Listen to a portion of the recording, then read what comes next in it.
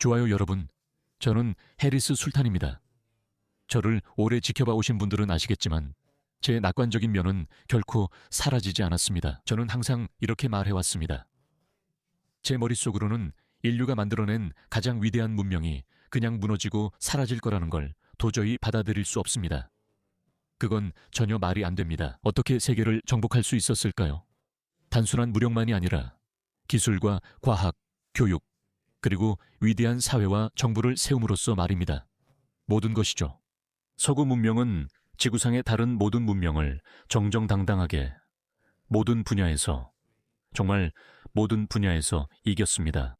그렇다면 어떻게 서구 문명이 결국에는 그렇게 자만하고 자신감 넘치며 수세기 동안 자신을 무너뜨리려 했던 문화들에 대해 그렇게 동정심을 갖게 된 걸까요? 그리고 그것조차도 깨어나지 않았어요. 제 머릿속으로는 그걸 받아들일 수가 없었습니다. 하지만 그렇다고 해서 전쟁이 끝났다는 뜻은 아닙니다. 전혀 그렇지 않아요. 하지만 영국에선 좋은 일이 있었습니다. 그리고 제가 영국 정치에 관심을 가지게 된 전체적인 이유는 영국이 호주와 미국 그리고 캐나다의 문화적 조상이기 때문이었습니다. 아주 중요한 나라입니다. 작을 수는 있지만 정말 중요한 나라입니다. 영국은 이슬람주의 확산에 맞서 싸우고 있었고 저는 전직 무슬림으로서 이슬람과 그로 인한 사회 파괴에 대해 잘 알고 있습니다. 그래서 저는 영국 정치에 관심을 가지게 되었고 이 순간을 오래 기다렸습니다. 루퍼트 로우가 나와서 자신의 정당을 창당하고 나이절 페라지에게 견제를 가하는 이 순간을요. 왜냐하면 저는 나이절 페라지를 완전히 지지하지 않았고 그가 이 나라에 필요한 일을 할 것이라고 완전히 확신하지 않기 때문입니다. 저는 진심으로 그렇게 믿지 않습니다. 저는 나이절 페라지가 포퓰리스트이며 쉽게 흔들리고 의견을 자주 바꾸는 사람이라고 생각합니다. 하지만 어드밴스드 UK의 벤 하비브 같은 사람들은 참고로 그는 자신의 정당을 루퍼트 로우의 리스토어 브리튼과 합병하겠다고 발표하기도 했습니다. 저는 그 조합이 좋은 결과를 낼 거라 생각합니다. 그러니까 잠깐 보여드릴게요. 잠깐 들려드리겠습니다. 그래서 출시 24시간 이내에 영국 정당들의 현재 순위는 이렇습니다. 리폼당이 여전히 25%로 1위를 차지하고 있습니다. 그린, 이거 정말 무섭네요, 여러분. 여기서 우리가 잘하고 있을 수도 있습니다. 그리고 그들도 포함시키고 싶다면 그들도 입장을 바꿀 거라고 생각합니다. 이걸 다 합치면 얼마죠? 48%입니다. 알겠어요. 그런데 이거랑 이거는 35%네요. 그럼 45%입니다. 그래서 정말 근소한 차이입니다, 여러분. 정말 근소해요. 그리고 물론 모든 보수적인 목소리들이 힘을 합쳐야 합니다. 그건 반드시 일어날 거고 반드시 일어나야 합니다. 나이절 파라지든 루퍼트 로우든 킴이 베데노프든 가장 많은 표를 얻는 사람이 총리가 될 겁니다. 보수당도 입장을 바꾸기 시작한 것 같네요. 그래서 루퍼트 로우의 출마 영상 짧은 버전을 여러분께 들려드리겠습니다. 저 영상이 영국 정치 역사상 가장 큰 광고가 된 것 같아요. 한번 보시죠. 48시간 만에 3,300만 회 이상의 조회수를 기록했습니다. 네, 3,300만 회입니다. 그래서 이 영상의 짧은 버전을 들려드릴게요. 한번 들어보시죠.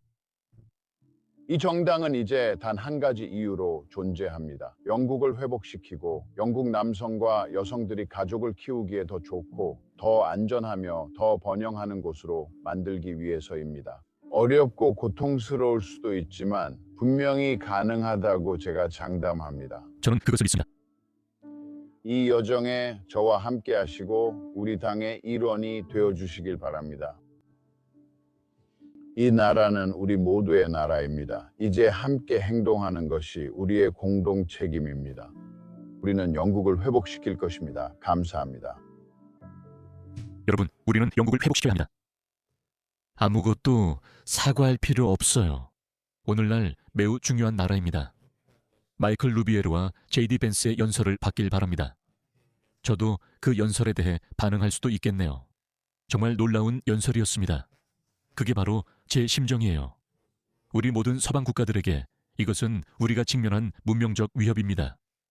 서구 문명은 히틀러의 나치 독일 이후 최악의 도전에 직면해 있습니다. 하지만 제 생각에는 이게 관료적으로 굉장히 복잡해질 것 같아요. 혼란스러울 수 있지만 정치적인 해결책이 있습니다. 우리는 정치적인 해결책을 만들 수 있습니다. 그리고 루퍼트 로우가 그중 일부를 발표했습니다. 그가 올린 몇몇 트윗을 살펴보겠습니다. 그가 복원한 내용입니다. 영국 정부는 침입자가 당신의 집에 침입해서 가족을 위협할 경우 그들에게 무슨 일이 일어나든 그건 그들의 문제라는 것을 보장하기 위해 즉시 법을 제정할 것입니다. 현재 누군가 내 집에 침입했을 때 내가 어떻게든 우위를 점해서 그를 강제로 제압하면 내가 감옥에 갈 수도 있습니다. 이건 말도 안 됩니다. 그래서 저는 미국을 좋아합니다. 부상이나 심지어 죽음까지도 따라올 수 있습니다. 당신은 기소되지 않을 것이고 법은 마땅히 그래야 하듯이 당신 편에 서게 될 것입니다. 우리는 곧 공개할 포괄적인 정책 문서를 준비해 두었습니다. 우리는 법을 어떻게 변경할 수 있는지 그리고 선량한 영국 시민들의 권리를 어떻게 강화할 수 있는지 구체적으로 설명할 것입니다. 곧 발표될 예정입니다. 정말 대단합니다. 정말 대단한 루퍼트 로우입니다. 이건 정말 마음에 드실 거예요. 저는 이렇게 생각했어요. 그래, 이게 우리의 첫걸음이고 가장 좋은 방법이에요. 좋아요. 영국을 회복시키는 정부의 첫날에는 할랄과 코쇼도살이 모두 금지될 것입니다. 많은 유대인들이 이에 대해 화를 내고 있습니다. 저도 유대인 팔로워가 많은 것 같아요. 미안합니다. 우리는 이걸 해야 해요. 한 집단만 희생시킬 수 없습니다. 논리를 적용한다면 우리는 모든 곳에 똑같이 적용해야 합니다. 영국에서는 동물을 신경 써서 대하며 산채로 잔인하게 도살하지 않습니다. 이는 잔인하고 야만적이며 리스토어 브리튼은 이를 금지할 것입니다. 훌륭합니다. 그리고 무슬림들이 무엇을 하고 있는지 보세요. 그들은 이 영상을 올렸습니다. 제가 보여드릴 수 있을지 모르겠지만 아마도 보여드릴 수 있을 것 같습니다. 시도해보겠습니다. 화면이 흐릴 수 있지만 폭력적이지 않고 돼지만 나오는 영상입니다. 그는 기계에 잡혀서 기계에 의해 기절당합니다. 그리고 그의 목이 부러지는 것 같은데 아무런 감각도 느끼지 못합니다. 무슬림들은 루퍼트 로우라이프가 할랄을 야만적이라며 금지하려 한다고 말합니다. 한편 이런 일도 벌어집니다. 그래서 제가 말했죠. 그는 기절해서 아무것도 못 느꼈잖아, 바보야. 목을 천천히 베이면서 도살당하고 싶으세요? 아니면 기절당하고 싶으세요? 저라면 마취를 하고 나서 무슨 일이 일어났는지도 모르는 게 낫겠어요. 물론 슬픈 일이지만 그건 이해할 수 없는 일이에요. 하지만 아프지는 않을 거고 그게 우리가 원해요. 그리고 어떤 사람들은 루퍼트 로우의 예전 트윗을 찾아내고 있는데 거기서 그가 여우 사냥에 참여했는지 아니면 지지했는지는 모르겠지만 그런 내용이 있었어요.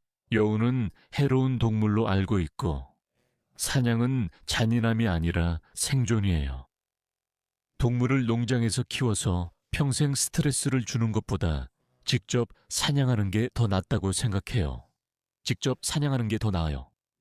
동물들은 원래 사냥당하도록 훈련되어 있기 때문이죠. 동물들은 항상 사냥당하잖아요. 그리고 적어도 그 순간까지는 자연이 의도한 대로의 삶의 질을 누리면서 살았던 거죠. 그래서 사냥은 전혀 나쁜 게 아니에요. 그건 잔인함이 아니라 사실 생존이죠. 그리고 그 사냥꾼들은 실제로 그 동물들을 먹어요. 사실 여우는 먹지 않아요. 개체수가 많을 때만 허용되는 것 같아요. 지금은 개체수 조절 기간이라 빅토리아에 멧돼지가 많은 사람들이 야생 멧돼지를 사냥합니다.